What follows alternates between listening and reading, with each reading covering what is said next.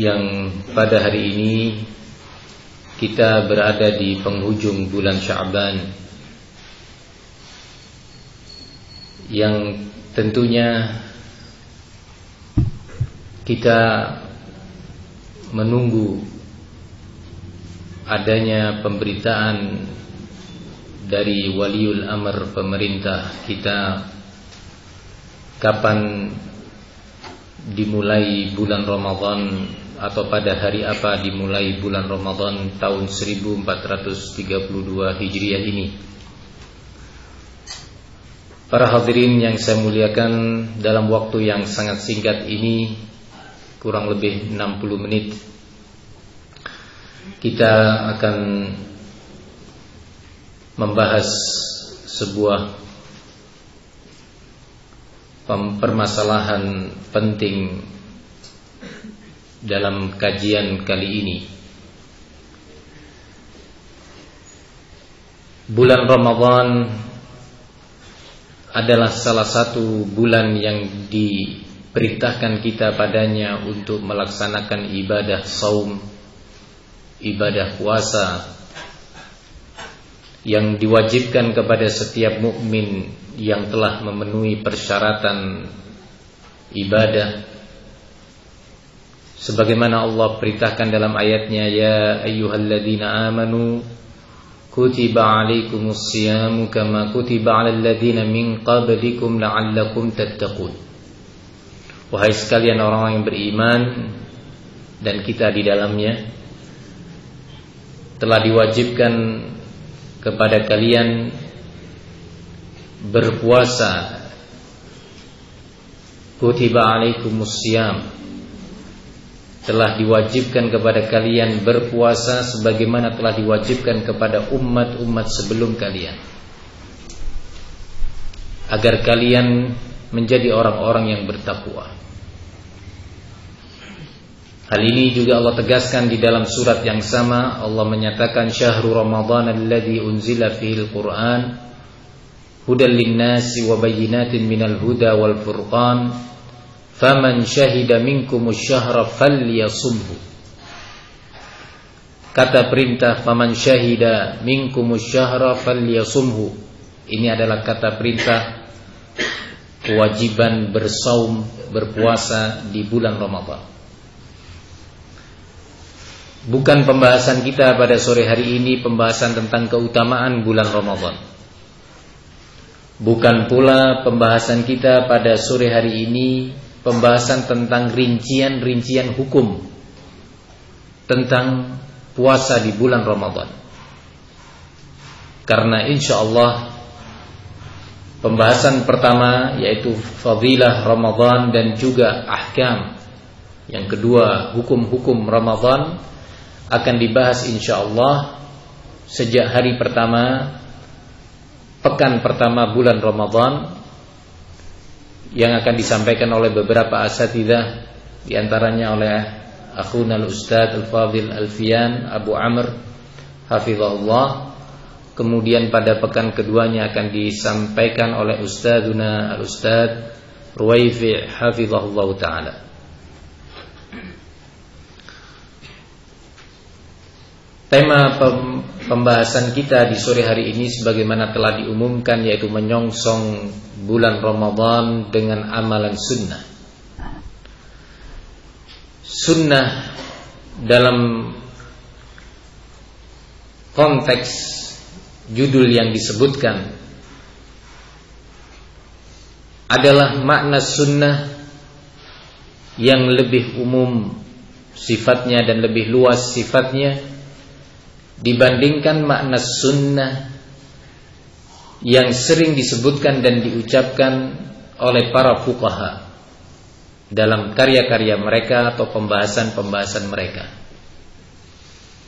Kata-kata sunnah ketika kita dapati dalam kitab-kitab fikih dan diucapkan oleh para ulama ahli fikih, yang dimaksudkan adalah sunnah dengan pengertian sebuah amalan yang apabila dikerjakan pelakunya akan mendapatkan pahala atau ganjaran, ajr, dan apabila ditinggalkan pelakunya tidak menanggung beban dosa.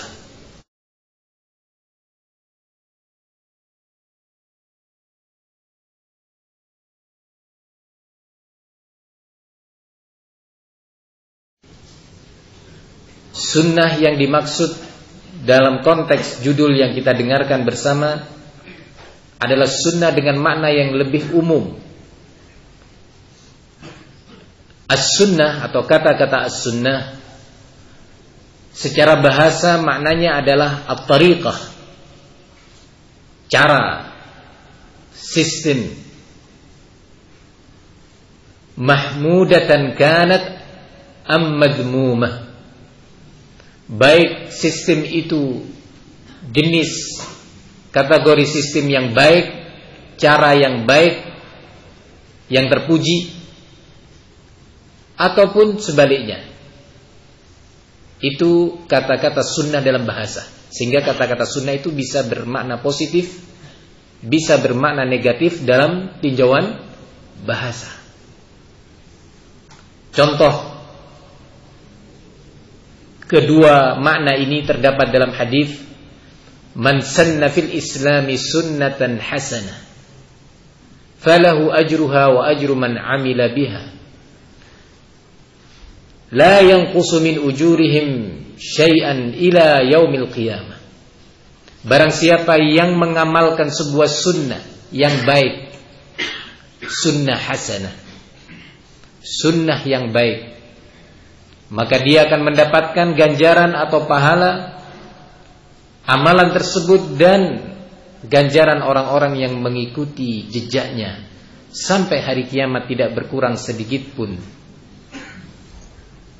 Di hadis yang sama Rasulullah melanjutkan, wa man sanna fil islami sunnatan sayyi'ah fa 'alaihi wizruha wa wizru man 'amila biha la yanqusu min awzarihim syai'an ila qiyamis sa'ah. Atau kama qala sallallahu alaihi wasallam. Sebaliknya kata Rasulullah, barang siapa yang mengamalkan, menempuh, menerapkan sebuah cara sistem yang salah, yang jelek, yang tidak terpuji, sayyi'ah, maka dia akan menanggung beban dosanya dan dosa orang-orang yang mengikuti jejaknya sampai hari kiamat, tidak berkurang sedikit pun dari dosa-dosa mereka itu. Langsung digabungkan oleh Rasulullah makna sunnah yang mahmudah, yang terpuji, dengan makna sunnah yang sayyi'ah, yang tidak yang terpuji atau mazmumah. Lebih mempertegas makna sunnah secara bahasa dengan makna negatif adalah hadis lain lagi. Rasulullah menyatakan, la tattabi'unna sunana man kana qablakum shibran bi shibrin wa dhira'an bi dhira'. Hatta law dakhalu juhra dhabbin la dakhaltumuh. Qulna al-yahud wan nasara ya Rasulullah, qala faman. Pasti kalian akan mengikuti sunnah-sunnah, sunan. Sunan itu adalah kata jamak dari sunnah. Pasti kalian akan mengikuti sunnah-sunnah orang yang sebelum kalian, yakni jejak dan tata cara penerapan orang-orang sebelum kalian.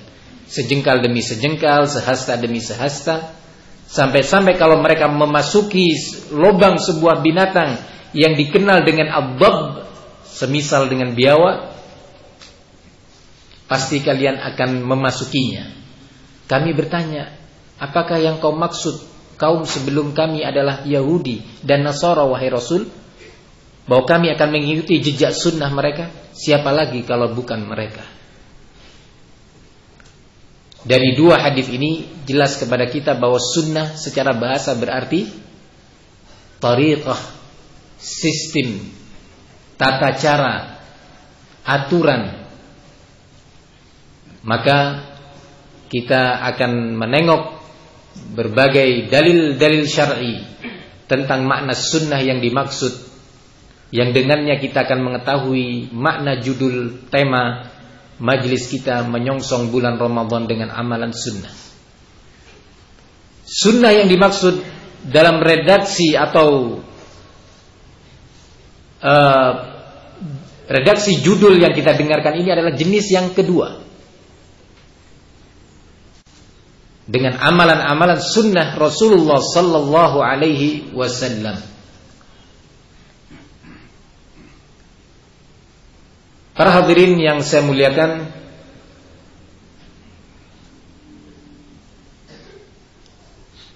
kita semua telah mengetahui bahwasanya seluruh amalan ibadah, yang zahir maupun yang batin, yang sifatnya rutinitas ataupun temporal, semua yang namanya ibadah yang disyariatkan dalam Islam tidak mungkin diterima oleh Allah sebagai amalan makbulan kecuali apabila telah memenuhi dua persyaratan penting. Kalau salah satunya tidak terpenuhi, maka amalan tersebut menjadi amalan mardudan, ghairu makbulin, amalan yang tertolak, yang tidak diterima di sisi Allah. Syarat pertama adalah ikhlasun niyah, mengikhlaskan, memurnikan niat amalan yang kita lakukan untuk Allah, karena Allah, tidak untuk yang lainnya. Kalau itu kebetulan amal ibadah puasa, saum, dalam istilah syar'inya diberi nama saum, jamaknya adalah siam, tidak akan Allah terima amalan siam kita, baik yang wajib maupun yang sunnah. Kata-kata sunnah yang saya sebutkan terakhir ini menurut istilah siapa? Para fuqaha atau ahli fikih. Tidak akan Allah terima kecuali apabila diniatkan oleh pelakunya untuk Allah, bukan karena atau dalam rangka kesehatan. Karena kalau orang berpuasa itu seluruh alat-alat pencernaan kita istirahat, sehingga ginjal kita pun ikut istirahat, dan seterusnya dari berbagai tinjauan medis, sehingga membuat dia semangat untuk berpuasa. Maka barang siapa yang niatnya bukan karena Allah, karena demi kesehatan, tidak Allah terima. Allah kembalikan sesuai dengan yang dia maukan. Atau menjalankan puasa atau siam Ramadan karena kebiasaan. Ya, sudah layaknya seorang muslim sih berpuasa. Semua orang berpuasa, masa saya nggak berpuasa? Nggak pantas, malu. Maka innamal amal binniyat. Setiap amalan itu bergantung kepada niatnya, kata Rasulullah SAW. Wa innamal likulli imri'in ma nawa. Dan hanyalah setiap pribadi itu akan meraih niat yang dia niatkan. Sehingga suatu yang mutlak sifatnya, bahwa sebuah amalan itu akan diterima oleh Allah apabila pelakunya memurnikan niat, mengikhlaskan niat karena Allah, bukan karena yang lainnya. Di sini tentunya mengingatkan kita semua, saya dan antum, dalam rangka menyongsong bulan Ramadan ini, menyambut bulan Ramadan, memurnikan niat bahwa saya ini akan berpuasa menjalankan syariat Allah.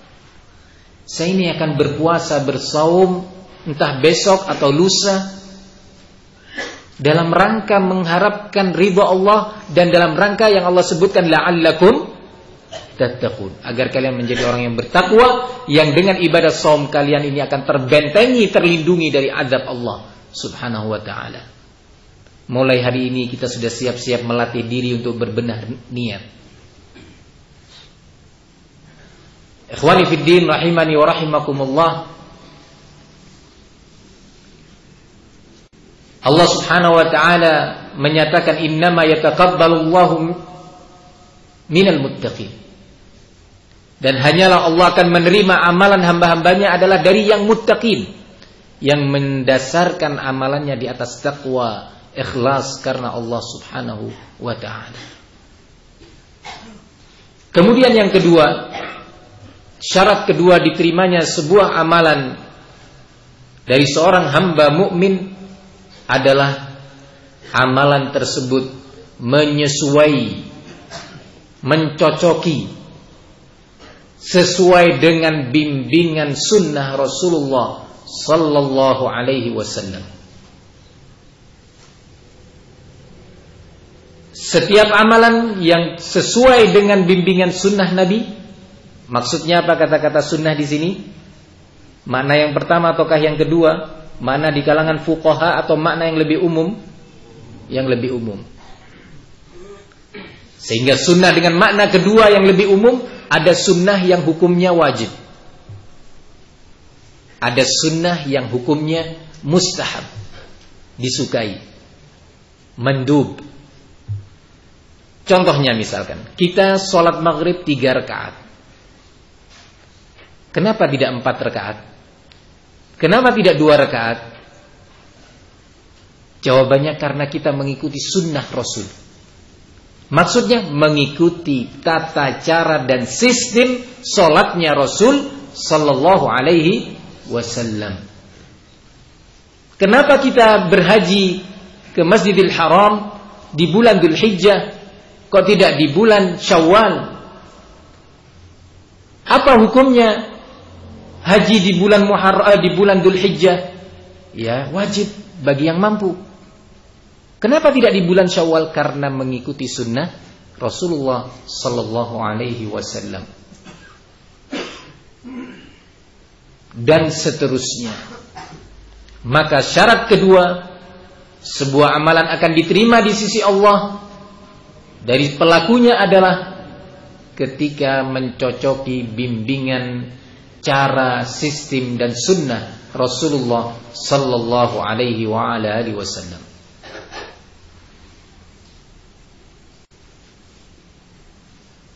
Menjalankan saum Ramadan di atas bimbingan sunnah merupakan syarat kedua dari 2 syarat penting untuk diterimanya puasa Ramadan kita di sisi Allah Subhanahu wa taala. Sehingga amalan saum Ramadan kita benar-benar mendapatkan pahala, membuahkan ajr dan ganjaran, sekaligus mendatangkan faidah, penambahan iman, penambahan takwa, dan amalan kita pasca bulan Ramadan menjadi jauh lebih baik. Iman kita, akidah kita jauh lebih sempurna dibandingkan sebelum Ramadan. Para hadirin yang saya muliakan, Rasulullah SAW itu diutus untuk diteladani. Nabi Muhammad SAW diutus untuk dipanuti sebagai uswah. Ayat yang sering kita dengar dan didengungkan di berbagai mimbar, yaitu firman Allah Subhanahu wa taala, laqad kana lakum fi rasulillahi uswatun hasanah liman kana yarjullaha wal yawmal akhir wa dzakarallaha katsira.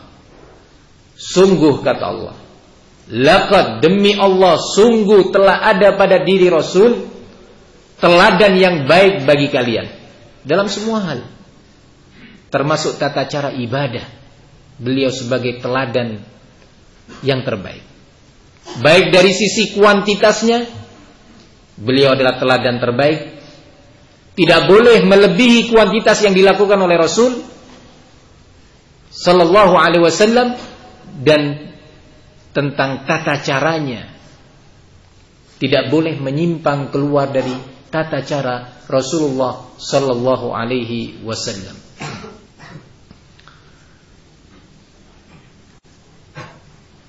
Uswatun hasanah.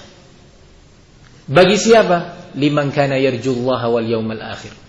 Yaitu bagi orang-orang yang berharap ridha Allah dan berharap hari akhir. Wa dzakarallaha katsiran, dan orang-orang yang banyak berzikir mengingat Allah Subhanahu wa taala, dia akan selalu menjadikan Rasul sebagai uswahnya, sebagai teladannya. Ketika dia hendak beribadah, dia langsung bertanya, adakah uswah dari Nabi? Adakah teladan dari Rasul tentang ibadah yang akan saya lakukan? Tata caranya, ataupun jumlahnya, ataupun waktunya? Selalu dia bertanya sebagai seorang mukmin yang mengharapkan ridha Allah. Tapi seorang mukmin yang tidak mengharapkan ridha Allah, dia tidak akan peduli. Ya sudahlah, ini yang biasa berjalan kok seperti ini, nggak perlu saya belajar apa lagi sih. Dia nggak akan peduli. Tapi seorang mukmin yang Allah katakan yarjullaha wal yaumal akhir, mengharapkan ridha Allah dan hari akhir, dia akan selalu bertanya dan mengoreksi, mengevaluasi setiap amalannya. Ciri seorang mukmin yang selalu berzikir dan mengingat Allah adalah seorang mukmin yang selalu menjadikan Nabi sebagai teladan, sebagai uswah hasanah. Para hadirin yang saya muliakan, tidak sebatas itu saja.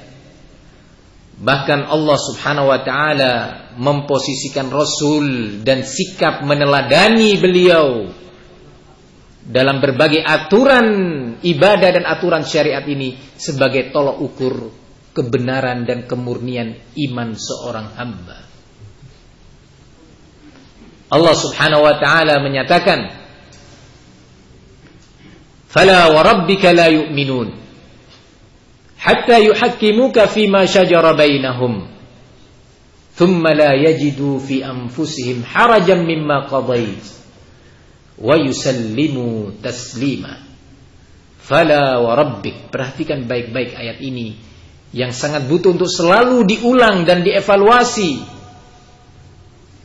Fala rabbik, demi Rabbmu wahai Muhammad. Allah memulai ayat ini dengan sumpah, menunjukkan bahwa permasalahannya sangat serius, butuh perhatian, kesungguhan setiap mukmin. La yu'minun, tidaklah mereka beriman walaupun sudah mengaku beriman, walaupun telah menyatakan dirinya sebagai mukmin. Sampai apa? Hatta yuhakkimuka fima syajara bainahum, sampai mereka mau menjadikan kamu wahai Muhammad sallallahu alaihi wasallam sebagai hakim, pemutus, pengambil keputusan dalam semua permasalahan yang mereka perselisihkan. Apa saja permasalahan?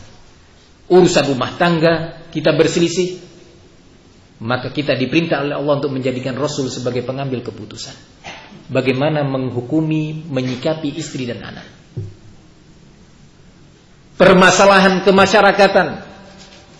Lebih dari itu juga adalah permasalahan ibadah.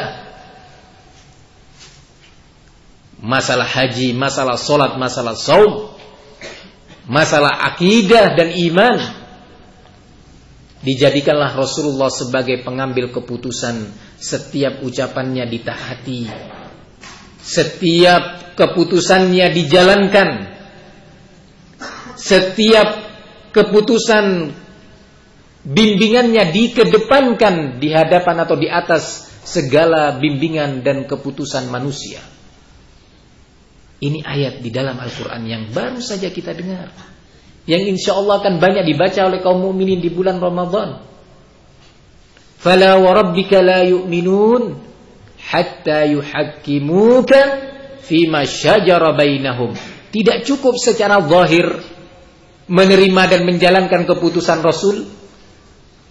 Dilanjutkan oleh Allah, thumma la yajidu fi anfusihim harajan mimma qadait, dan mereka tidak mendapati pada diri-diri mereka rasa sempit dada, berat hati terhadap keputusan yang telah kau putuskan wahai Muhammad. Secara zahir menjalankan, tapi hatinya bagaimana? Qalbunya bagaimana terhadap keputusan Rasul? Ini semua sebagai tolak ukur kebenaran dan kejujuran keimanan seorang hamba. Para hadirin yang saya muliakan, kemudian Allah akhiri dengan kata-kata wa yusallimu taslima, dan mereka berserah diri dengan sebenar-benar sikap penyerahan diri kepada hukum Rasul sallallahu alaihi wasallam. Terlalu banyak ayat Al-Quran yang senada semakna dengan yang baru saja kita dengarkan. Antara lain Allah menyatakan wa ma kana lil mu'minin wala mu'minatin idza qadallahu wa rasuluhu amran ay yakuna lahumul khiyaratu min amrihim wa may ya'sillaha wa rasulahu faqad dhalla dhalalan mubina. Tidak sepantasnya bagi seorang mukmin, pria maupun mukminah, wanita, ketika Allah dan Rasulnya memutuskan sebuah keputusan, memberikan sebuah aturan, masih saja mukmin dan mukminah ini mencari alternatif-alternatif lain. Aturan alternatif, buatan manusia, buatan adat istiadat, kesepakatan lain selain keputusan Allah dan Rasulnya. Nggak pantas, kata Allah. Mukmin dan mukminah masih saja menoleh kepada aturan-aturan yang lainnya. Tidak sepantasnya bagi seorang mukmin dan mukminah. Bukan akhlak seorang mukmin dan bukan pula akhlak seorang mukminah mencari hukum alternatif, aturan alternatif. Tidak sepantasnya. Maka dari itu, betapa pentingnya kita di bulan Ramadan ini menjadikan Rasul sallallahu alaihi wasallam sebagai panutan kita di dalam beribadah kepada Allah Subhanahu wa taala. Para hadirin yang saya muliakan, semua ibadah harus di dalam koridor bingkai bimbingan Rasul sallallahu alaihi wasallam. Dalam sebuah hadis muttafaqun alaih, yakni diriwayatkan oleh Imam Al-Bukhari dan Imam Muslim dari sahabat Anas bin Malik radhiyallahu anhu. Mari kita perhatikan baik-baik hadis ini. Saya yakin seorang mukmin yang beriman kepada Allah, beriman kepada Rasulnya, dia akan menjadikan hadis ini sebagai dasar di dalam dia berislam, di dalam dia beribadah. Kata Anas bin Malik, jaa thalathatu rahtin ila buyuti ba'di azwajin Nabi sallallahu alaihi wasallam. Telah datang 3 orang pria ke beberapa rumah istri-istri Rasul sallallahu alaihi wasallam, mencari Rasul, ingin bertanya kepada mereka. Yas'alati Rasulillah sallallahu alaihi wasallam. Mereka hendak bertanya tentang bagaimana cara beribadah dan tingkat ibadah Rasul ketika di rumah. Ketika di masjid terlihat, tetapi di rumah bagaimana? Siapa yang paling tahu? Para istri. Mereka datang bertanya, bagaimana sih ibadahnya Rasulullah? Sejauh apa dan setinggi apa ibadah Rasul di rumah itu? Bagaimana? Maka dijawab oleh sebagian mereka, Rasulullah begini dan begitu, begini dan begitu. Qala faka'annahum taqalluha. Seolah-olah 3 orang tadi, 3 orang sahabat Nabi ini menganggap, waduh, kalau yang seperti itu masih sedikit. Hadan Nabi sallallahu alaihi wasallam qad ghufira lahu ma taqaddama min dhanbi wa ma ta'akhkhar. Pantas kalau Rasulullah seperti itu karena beliau seorang hamba yang telah dijamin diberi ampunan untuk dosa-dosa yang telah lalu dan yang akan datang. Kalau kita, coba perhatikan baik-baik,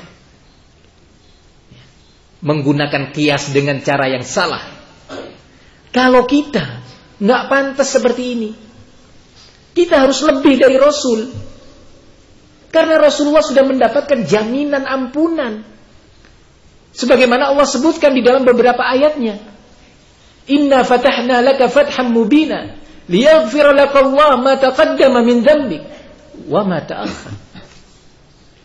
Allah telah menjamin bagi Rasul mendapatkan maghfirah untuk yang telah lalu dan yang akan datang. Kalau kita, siapa yang mendapatkan jaminan? Nggak ada. Keturunan apapun dia, dari manapun dia, nggak ada yang mendapatkan jaminan maghfirah, ampunan. Tetapi kita hanya bisa beristighfar, meminta ampun dari waktu ke waktu kepada Allah Subhanahu wa taala dengan harapan Allah mengampuni kita dosa-dosa kita, orang tua kita. Tapi jaminan hanya Allah yang menentukan. Rasul sallallahu alaihi wasallam telah mendapatkan jaminan itu. 3 orang sahabat ini datang sebagai orang-orang yang bersemangat untuk beribadah, punya semangat ibadah yang tinggi. Kemudian mereka menyatakan, wah, kalau begitu kita harus lebih dari Rasul. Faqala ahaduhum, salah seorang dari 3 orang tadi menyatakan, amma ana fa asumun nahar wala uftir. Wa qala al-akhar, amma ana fa usalli wala arqud. Wa qala al-akhar, amma ana la atazawwaju an-nisa. Salah seorang dari 3 itu menyatakan, kalau begitu saya harus lebih dari tingkat ibadahnya Nabi. Bagus ya, semangat yang tinggi ya, semangat luar biasa ini, semangat yang pada dasarnya terpuji pada dasarnya. Tetapi kita perhatikan baik-baik, ternyata semangat yang tinggi ini berbalik menjadi tidak terpuji ketika diterapkan dengan cara penerapan yang salah. Kata seorang dari 3 mereka ini tadi, kalau saya akan berpuasa tiap hari dan saya tidak akan pernah sehari pun tidak berpuasa. Tiap hari saya akan berpuasa, baik Ramadan maupun di luar Ramadan, terus saya akan berpuasa. Luar biasa kata orang sekarang, Masya Allah, ini orang ikhlas mengharap akhirat. Yang kedua menyatakan, saya akan bangun semalam suntuk untuk melakukan sholat dan tidak akan tidur sejenak pun. Bayangkan selesai sholat isya, dia langsung melakukan sholat, ibadah sampai subuh, gak tidur. Luar biasa, kemauan yang tinggi, mengharapkan Allah dan ridhonya. Yang ketiga menyatakan, la atazawwajun nisa, saya tidak akan menikahi wanita. Kenapa? Dengan keyakinannya bahwa wanita atau istri itu akan menyibukkan, akan menyita waktunya untuk berzikir kepada Allah. Mestinya dia beristighfar, mestinya dia sholat, mestinya dia membaca Al-Quran. Karena istri terkurangi waktunya. Dia gak ingin itu. Ingin semua waktunya diinfakkan, dihabiskan untuk Allah dan ibadah kepadanya. Akhirnya Rasulullah datang mendengar peristiwa tersebut, mendengar ucapan 3 orang sahabatnya. Kemudian Rasulullah menyatakan, antumul alladzina qultum kadza wa kadza. Kalian inilah yang mengatakan begini dan begitu, begini dan begitu.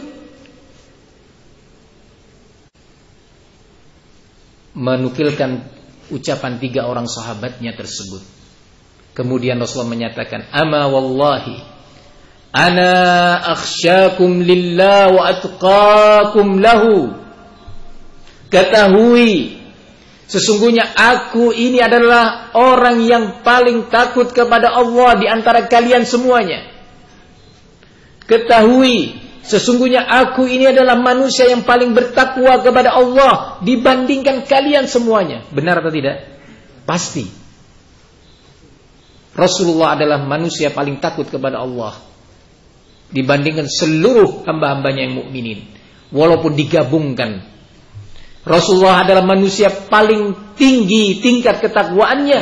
Walaupun seluruh manusia ini, kita, para ulama di zaman ini, para ulama di abad sebelum ini, para ulama di masa tabi'in, para ulama di masa tabi'in, para ulama di masa sahabat Abu Bakar, Umar, Utsman wa Ali, digabung semua takwanya, tidak bisa menyamai takwa Rasulullah sallallahu alaihi wasallam. Ketahui, kata Nabi, perhatikan pendidikan Rasul kepada sahabatnya. Kemudian Rasulullah menyatakan, walakinni asumu wa uftir. Tetapi aku ini berpuasa. Aku ini berpuasa, namun tidak setiap hari. Aku juga ada waktu-waktu tertentu tidak berpuasa.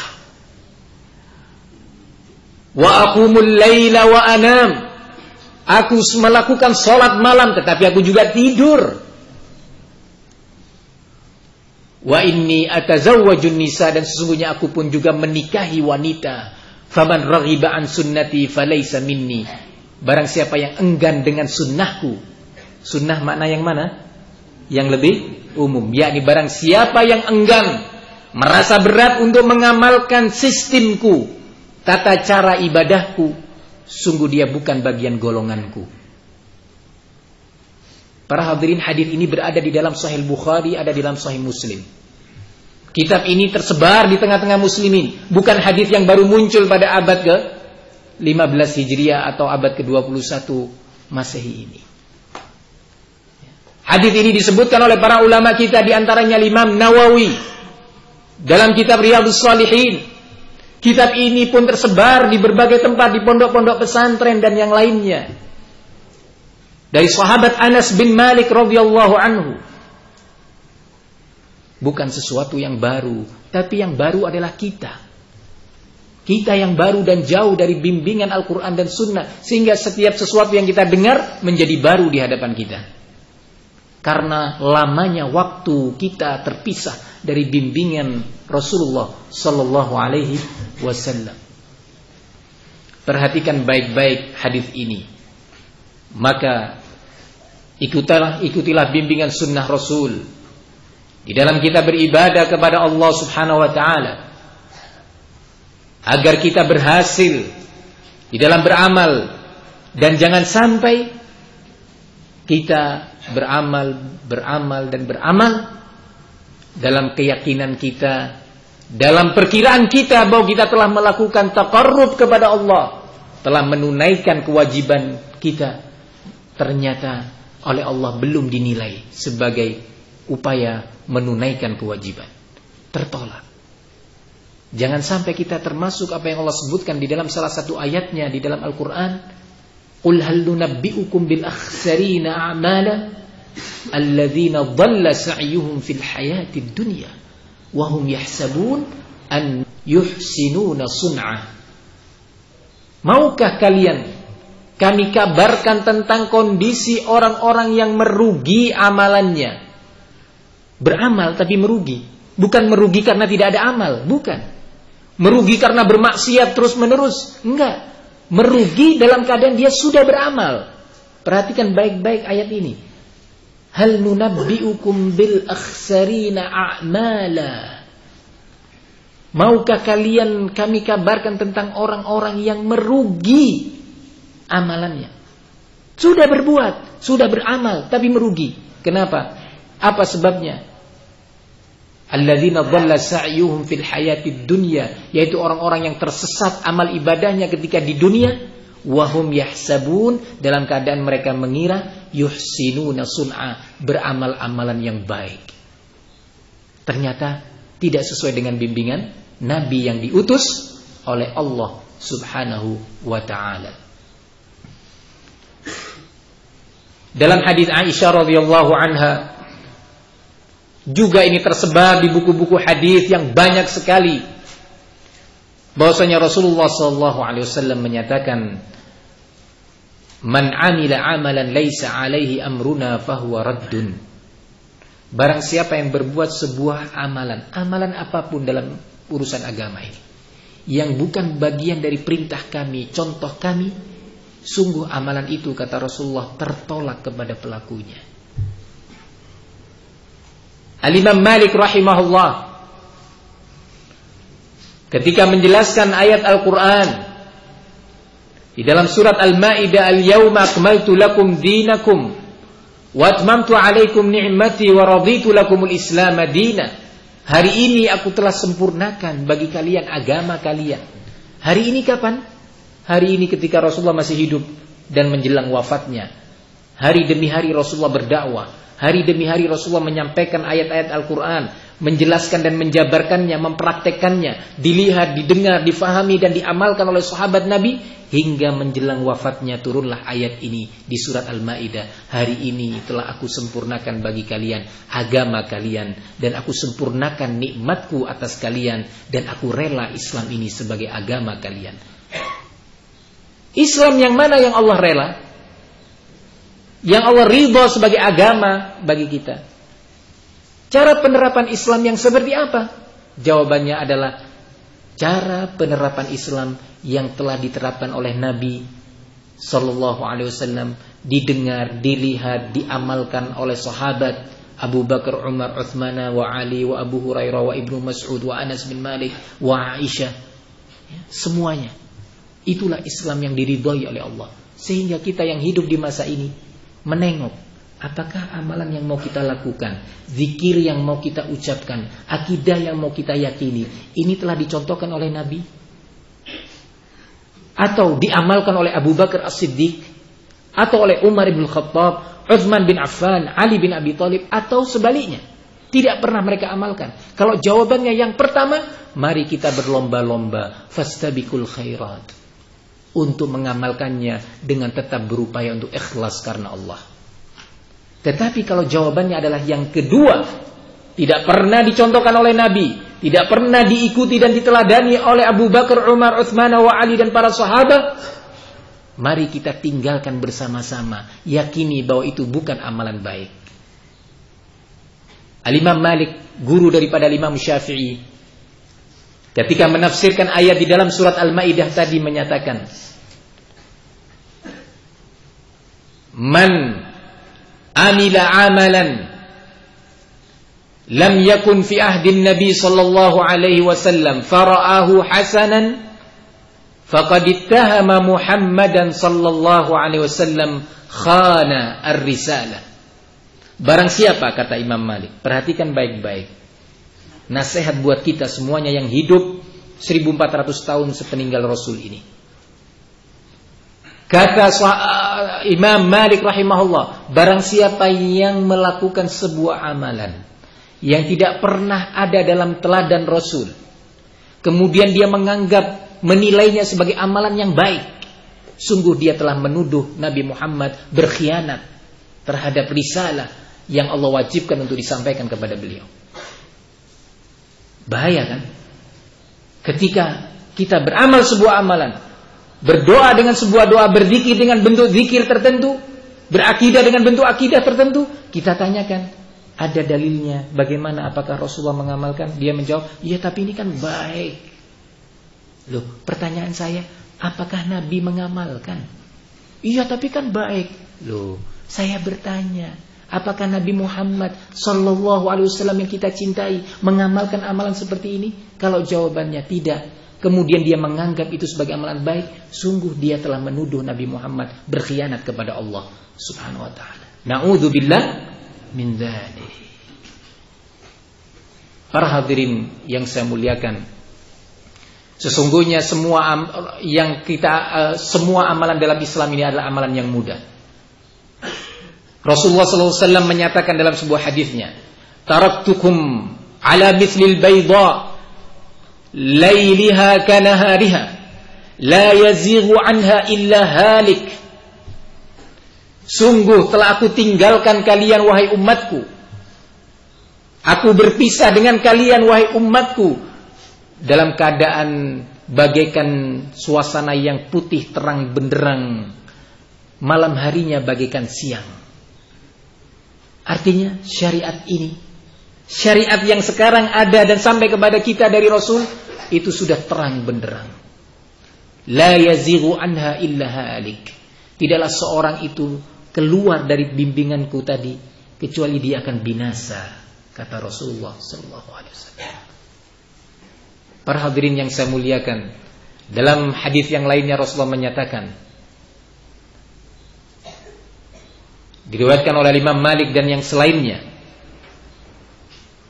taraktu fikum amrayni an tadhillu ba'dahuma ma in tamassaktum bihima kitaballah wa sunnati. Aku wariskan untuk kalian dua warisan penting. Sungguh kalian tidak akan pernah tersesat selama-lamanya selama kalian berupaya berpegang teguh dengan keduanya, kedua warisan tadi. Apa itu? Kata Rasulullah, kitabullah, Al-Quran, dan sunnahku, yakni bimbingan, tata cara, sistem Rasulullah memahami dan mengamalkan Islam. Maka saum Ramadan salah satu di antaranya. Para hadirin yang saya muliakan, di dalam hukum-hukum agama, terkhusus dalam hal ini Ramadan yang akan kita menyongsongnya insyaallah, di situ ada amalan-amalan yang memang Para ulama berbeda pendapat tentang hukumnya. Masing-masingnya menyebutkan dalil. Maka bukan ini yang kita maksud. Bukan ini yang kita maukan. Di situ ada amalan, misalnya, apakah seorang yang akan berpuasa di bulan Ramadan cukup terkait dengan niatnya, cukup niat itu terpatri pada awal hari atau hari pertama di bulan Ramadan dan mewakili hari-hari berikutnya hingga selesai, misalkan besok ini atau nanti malam ada pengumuman bahwa besok Ramadan, langsung kita menyatakan saya niat di tahun ini berpuasa bulan Ramadan penuh, sehingga dengan niat ini sudah cukup mewakili niat di hari-hari berikutnya. Kalau sampai dia tertidur lupa lupa untuk berniat, ya, maka sudah terwakili dengan niat dia di malam pertama. Ini pendapat sebagian ulama menyatakan cukup. Pendapat kedua menyatakan tidak cukup. Niat wajib dilakukan pada setiap malam. Setiap malam kita hendak memasuki Ramadan atau hari demi hari Ramadan, diwajibkan untuk berniat. Malam ini berniat, besok berniat untuk yang lusa, lusa berniat untuk yang hari ketiga, dan seterusnya. Ini pendapat kedua. Masing-masingnya ada dalil. Dalil pendapat kedua menyatakan man lam yubayyitin niyyah fala siyama lahu. Barang siapa yang tidak meniatkan puasa sejak malam hari, maka tidak ada puasa baginya. Pendapat kedua. Masing-masingnya memiliki dalil. Bukan ini yang saya maksudkan. Tetapi hal-hal yang memang di sana para ulama sepakat bahwa itu bukan bagian daripada sunnah, bukan bagian dari bimbingan Rasul Sallallahu Alaihi Wasallam. Misalnya, sepakat para ulama sejak masa sahabat, tabi'in, tabi'ut tabi'in, para imam yang empat, Abu Hanifah, Malik, Syafi'i, dan Ahmad rahimahumullah, semuanya sepakat, Bukhari, Muslim, dan yang lainnya, bahwa puasa Ramadan dimulai dan diakhiri dengan ru'yatul hilal. Dengan ru'yatul hilal. Ru'yah, melihat hilal di hari terakhir bulan Sya'ban, entah itu 29 hari, ya, atau 30 hari. Saya maksudkan bahwa kalau 29 hari maka kita berdasarkan ru'yah, maka kalau seandainya 30 hari bulan Sya'ban, maka dipastikan hari berikutnya adalah Ramadan, karena hilal yang muncul itu adalah hilal Ramadan. Sepakat para ulama, dan mereka semua sepakat bahwa tidak boleh melandaskan puasa Ramadan dan keluar dari bulan Ramadan memasuki Idul Fitri dengan ilmu hisab. Coba antum buka buku-buku para ulama terdahulu, mau dari mazhab apapun. Anda mazhabnya Syafi'i, lihat buku-buku Imam Syafi'i. Anda mazhabnya Maliki, lihat kitab-kitab para ulama dari mazhab Maliki. Anda mazhabnya Hambali, silakan buka kitab-kitab fikih para ulama dari mazhab Hambali yang banyak sekali. Semuanya sepakat bahwa masuk dan keluar bulan Ramadan harus berdasarkan ru'yatul hilal, berdasarkan hadis Rasul sallallahu alaihi wasallam, sumu li ru'yatihi wa aftiru li ru'yatihi. Berpuasalah kalian berdasarkan ru'yah, penglihatan kepada hilal, dan selesai dari bulan Ramadan memasuki Idul Fitr juga berdasarkan ru'yatul hilal. Bagi yang ingin melihat dalam literatur yang mudah, coba dibuka kitab Fathul Bari, karya Al-Imam Al-Hafidh Ibnu Hajar Al-Asqalani yang bermadhab Syafi'i, mensyarah kitab Sahihil Bukhari. Perhatikan ucapan beliau, jangan dinukil dari kita, tapi lihat bagaimana para ulama. Perhatikan Syekhul Islam Ibnu Taimiyah rahimahullah. Kalau tadi bermadhab Syafi'i, dia yang bermadhab Hambali. Lihat kitab Al-Imam Ibnu Abdul Barr dalam kitab Tamhid, yang terakhir ini bermadhab Maliki. Lihat kitab At-Tahawi yang bermadhab Hanafi.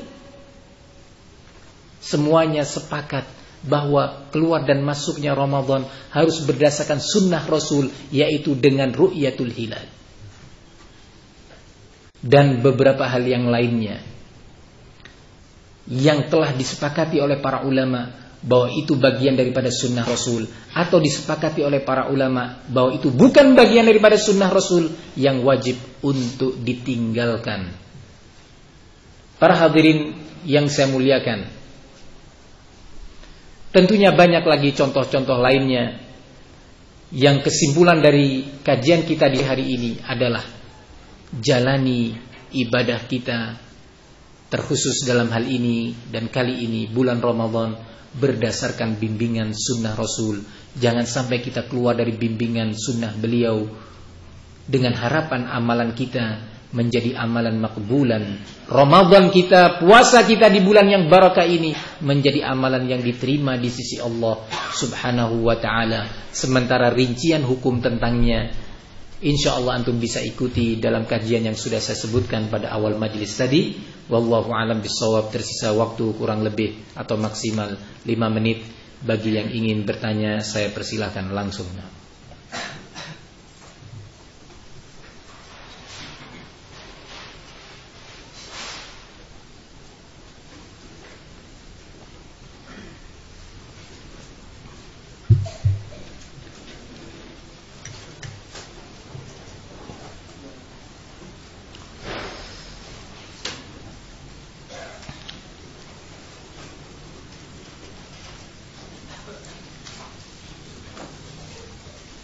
Tapi pertanyaannya jangan sampai, Ustadz, apa hukumnya seorang ibu yang menyusui di bulan Ramadan? Apakah nanti setelah bulan Ramadan mengqadha atau bayar fidyah? Nah, nanti akan dibahas oleh Ustadz Alfian tentang hukum-hukum Ramadan. Nah, apakah infus itu membatalkan puasa ataukah tidak? Nanti dibahas pada pekan pertama bulan Ramadan insyaallah. Nah, iya, tafadhal. Muslimin kemudian lah. Saya pernah membaca mereka yang menggunakan hisab bahwa peredaran matahari dan itu sudah ditentukan waktu dan sebagainya. Iya. Sehingga ini sebetulnya dilakukan. Iya. Sehingga mereka berdalil dengan ayat ini kepastian kapan tanggal satunya dan sebagainya melalui hitungan tadi. Iya. Tempat telurnya. Iya. Nah, ada pertanyaan bahwa peredaran matahari dan bulan itu sudah ditentukan oleh Allah. Sehingga dengan itu, berdasarkan beberapa ayat ahwa, matahari dan bulan itu bisa digunakan sebagai alat bantu untuk hisab, perhitungan yang tidak akan meleset. Ya. Barakallahu fikum. Untuk lengkapnya insyaallah akan dijawab oleh Ustadz Alfian, karena kebetulan beliau punya karya tentang hisab, ya, tentang hisab. Beliau akan menjawab insyaallah.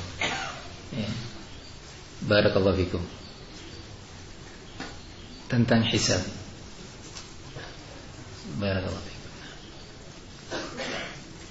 Nah, mungkin tafadhal. Berkaitan dengan mengikuti sunnah Rasul. Iya. Artinya kalau ada kelompok orang yang membuat sesuatu yang melakukan satu bid'ah, bagaimana dengan nasib mereka di akhirat? Ketika amalan mereka sudah tolak semua, dalam mereka untuk mengira itu baik. Nah. Berarti di akhirat nanti bagaimana? Nah, iya, nasib mereka di akhirat sudah disebutkan di ayat. Kata Allah, "Qul hal nunabbiukum bil akhsarina." Maukah kalian aku kabarkan tentang orang-orang yang merugi amalannya? Merugi nasib mereka nanti di akhirat. Ya, merugi. amilatun nasibah, kata Allah. Mereka berbuat amalan dengan susah payah, tapi hasilnya minus, bukan hanya nol. Ya. Maka dari itu penting untuk berhati-hati kita dari amalan-amalan yang tidak ada contohnya, ya, supaya kita tidak masuk dalam nasib al-akhsarina a'mala, orang-orang yang merugi amalannya. Nah, barakallahu fikum. Jadi itu nasibnya. Amalan seorang yang melakukan amalan bukan dalam kategori sunnah, dia akan rugi dengan kerugian yang besar. Ini semua mengajak dan membangkitkan semangat kita untuk beramal berdasarkan ilmu. Berdasarkan ilmu Al-Quran dan sunnah. Yang semua itu tidak bisa didapati kecuali dengan apa? Belajar dan belajar. Nah, belajar. Rasulullah menyatakan innamal ilmu bitta'allum, kata Nabi. Hanyalah ilmu itu bisa diraih dengan proses belajar, bukan dengan ilmu laduni. Bertapa ya, di gunung, puasa muti 3 hari, tidak bisa. Belajar. Kita kalau dibandingkan dengan Abu Bakar As-Siddiq, mana yang lebih tinggi takwanya? Hah? Kalau seandainya ilmu laduni itu ada, siapa yang lebih berhak mendapatkan ilmu laduni? Kita atau Umar bin Khattab? Umar bin Khattab. Lah kita banyak dosa kok. Ya. Ternyata Umar bin Khattab itu belajar. Sampai-sampai kalau beliau di suatu hari tersibukkan dengan onta-ontanya, ya, untuk maisha, untuk penghasilannya, beliau menugaskan satu orang wakil untuk mencatat ilmu dari Rasul. Apa yang diucapkan oleh Nabi di masjid, apa yang diucapkan oleh Nabi dalam perjalanan. Belajar terus Umar bin Khattab itu. Nah, jadi belajar dan belajar, ya sabar dan sabar. Barakallahu fikum. Agar kita tidak jatuh pada amalan yang merugi tadi. Lebih atau tidak kalah bahayanya, tidak kalah bahayanya ketika kita di bulan Ramadan ataupun juga di luar bulan Ramadan. Ya, terkhusus di bulan Ramadan ini karena topik kita bulan Ramadan. Jangan sampai kita, kalau kita sebagai dai, sebagai ustadz, sebagai muballigh, sebagai dai, penceramah, ya, tanpa kita sadari kita menyampaikan hadis-hadis yang kita sangka itu adalah ucapan Rasul, ternyata itu adalah hadis yang lemah atau palsu. Hati-hati. Kenapa? Karena Rasulullah menyatakan, "Man qala anni ma lam aqul falyatabawwa maq'adahu minan nar." Barang siapa yang mengucapkan sebuah ucapan atas namaku yang aku tidak pernah mengucapkannya, maka hendaknya dia menyiapkan tempat duduknya yang terbuat dari api neraka. Na'udzubillah. Musibah. Kalau kita sampai melantunkan di atas mimbar hadis, kita sangka itu adalah ucapan Rasul, ternyata itu bukan. Lalu bagaimana Ustaz cara mengetahuinya? Kembali lagi, innamal ilmu bitta'allum. Hanyalah ilmu itu bisa diraih dengan proses belajar. Tidak bisa dengan mimpi. Saya bermimpi menghafal Sahih Bukhari. Ya, bangun besok yakin bahwa dia sudah hafal Sahih Bukhari. Ternyata bukan Bukhari imam yang dulu, Bukhari orang Bukhara, ya, yang lainnya. Nah, hati-hati, nggak bisa dengan mimpi, nggak bisa dengan keturunan. Ya, saya turunkan ilmu saya kepada kamu wahai anakku. Kemudian disinar, ya, begini, nggak bisa. Belajar memang harus belajar. Ya. Di antara sunnah di bulan Ramadan dan mengakhiri bulan Ramadan yang penting saya ingatkan sekarang adalah seluruh kaum muslimin wajib mengikuti waliul amr. Mengikuti pemerintah supaya tidak tercerai-berai. Ada sebagian umat, kita mengikuti di Saudi sudah ada pengumuman. Ini biasanya malam ini sibuk ini. SMS dengan saudaranya yang ada di Saudi, ya, yang ada di Yaman. Bagaimana? Di sana sudah terlihat enggak hilal? Jangan sibuk, eman pulsanya. Kenapa? Karena ulama di Saudi sendiri, ulama Saudi menyatakan setiap muslim di berbagai negara mengikuti negaranya masing-masing. Lalu mau ikut siapa kita? Ya sudah, ikut waliul amr. Walhamdulillah, Departemen Agama telah menjalankan tugas dan kewajibannya sesuai dengan batas kemampuan. melakukan ru'yah lebih dari 20 titik dari ujung Sabang sampai Merauke. Dipersaksikan. Wanda itu dusta Ustaz pemerintah. Masya Allah, kamu berani menuduh dusta. Luar biasa kamu. Dipersaksikan itu. Diundang beberapa ormas untuk menyaksikannya. Diumumkan secara resmi, dipimpin langsung oleh Menteri Agama. Kita sebagai rakyat wajib mengikuti. Lah kalau salah tanggungan mereka. Karena Rasulullah menyatakan, fa in asabu falakum walahum wa in akhta'u falakum wa alaihim. Kalau pimpinan kalian itu benar di dalam menentukan kebijakannya, maka pahalanya untuk mereka dan untuk kamu sebagai rakyat. Dan kalau salah, kamu mendapatkan pahalanya. Yang menanggung beban dosanya adalah pemerintah. Jadi kita berdoa, ya Allah jadikan pemerintah kami pemerintah yang mukmin. Ya Allah jadikan pemerintah kami pemerintah yang taat kepadamu ya Allah. Ya Allah beri hidayah kepada mereka. Berikan. Gitu doanya mestinya. Nah. Al-Imam Ahmad menyatakan, "Lau annani a'lam anna li da'watan mustajabah la da'autu biha Allah azza wa jal lis-sultan." Kalau seandainya aku tahu bahwa aku punya kesempatan satu doa yang mustajab, yang diterima, enggak punya doa lagi, yang kedua, yang ketiga enggak ada, cuma satu saja. Diberi kesempatan oleh Allah satu doa makbul, diterima, dikabulkan, maka aku akan manfaatkan kesempatan emas ini untuk mendoakan kebaikan dan hidayah bagi pemerintah kami. Penting. Jangan cuma dikritik. Ya, kamu sendiri memimpin rumah tangga nggak bisa. Memimpin rumah tangga kamu nggak adil. Wallahu alam bissawab. Saya kira kajian kita cukup sampai di sini. Semoga Allah Subhanahu wa taala menambahkan rahmat dan takwa bagi kita semuanya. Amin ya rabbal alamin. Kurang lebihnya saya mohon maaf. Wa sallallahu wasallam wa barak ala nabiyyina Muhammad wa ala alihi wa sahbihi wasallam walhamdulillahi rabbil alamin. Wassalamualaikum warahmatullahi wabarakatuh.